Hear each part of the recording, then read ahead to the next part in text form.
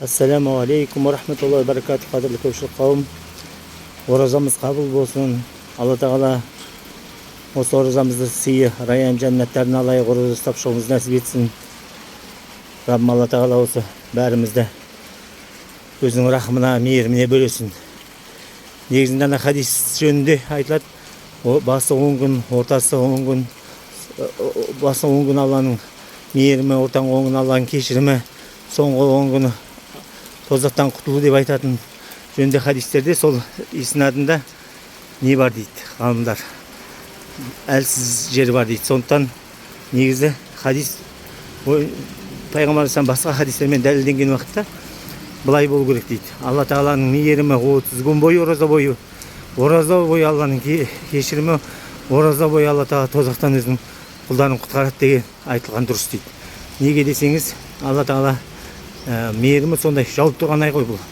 Ана хадисте сол 10 күн, ортасы 10 күн, басы 10 күн, аяғы деп айтылған хадистер, ол жерде сол иснадында, тізбегінде бір әлсіз жер бар деп айтылады хадисте ғалым ғұламалар. Алла тағала бәрімізді сол мейіріміне бөлесін. Және әр кешінде Алла тағала өзінің қаншама мыңдаған құлдарын тозақтан азат етеді екен. Бірақ Рамазанның соңғы күні сол 30 күн бойы қанша құл азат етеді, соншама құлды азат етеді дейді. Алла тағала қадір түніне жолығуымызды нәсіп етсін. Қадір түні жол алдында айтып өткендей, ол қиямул лайл, яғни түнде ояу отыру, сергек отыру, яғни Құран, Аллаға ең жақсы амалдар негізінде сол түнде Құран оқу және намаз оқу. Пайғамбар саллаллаху алейхи хадисінде бар, Алла тағаламен сөйлескілерің келсе Құран оқыңдар деген. Ал енді өзіңіз Аллаға бірдеңе айтыңыз десе, онда намаз оқыңыз. Онда да бір Аллаға өзіңіздің тілегіңізді айтып жатқанмен бірдей боласыз. Ал екеуінде қосып оқысаңыз дейді, екеуінде қосып жасаңыз десе, намаздың үстінде Құран хатым оқыңыз дейді, Құран оқыңыз дейді. Сонда екеуі де бірге болады дейді. Енді қадір түнінде ең бір негізгі шарттары, бір мезет болса демалбайынша демеу керек. Өйткені қадір түні бір сәттің ішінде болып қалуы да мүмкін, дұға қабыл болатын уақыт. Сондықтан сол сәттен айырылып қалмауымыз керек, ояу отыруымыз керек. Діни кітап, телефонға қарасақ та ішінен пайдалы ақпарат, жаңағыдай діни ақпарат, адам тәрбиелейтін ақпарат тыңдауға болады.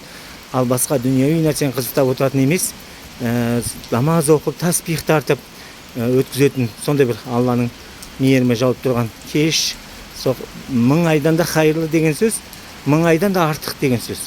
Сондықтан Алла тағала сол қадір түніне жолығуымызды нәсіп етсін. Және де ол қадір түнінде дұғалары қадір түніне жолыққандай болмайды дейді. Егер ол адамда бір адамға деген кегі болса дейді, реніші болса, әке шешесінің ризашылығын алмаса, ренжіткен болса әке шешесін, арақ ішетін адамның дұғасын Алла қабыл етпейді дейді. Ол түні арақ ішкен адамның дейді, үздіксіз жүрген адамның дейді.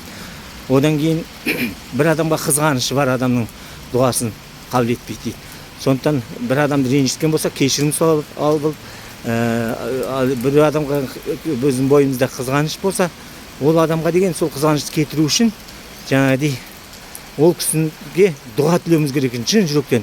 Алла ол кісі бай болса, білімі артық болса, байлығы артық болса, Алла ол кісіге де білімін арттыра бер, Алла тағала байлығын арттыра бер адалдан деп шын жүректен сұрасақ, сонда Алла тағала біздің жүрегімізден сол нені алып тастайды екен, қызғанышты. Егер біреуде менсінбеушілік болса, сол кісінің қызметінде болыңыз дейді, ғұламалар айтады.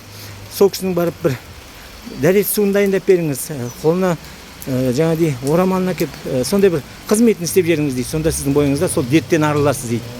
Алла тағала қадір түнде мінәжатта, құлшылықта болатын кеш, бәріміздің дұға тілегіміз қабыл болсын. Алла мейіріміне, рахметіне бөлесін. Әмин.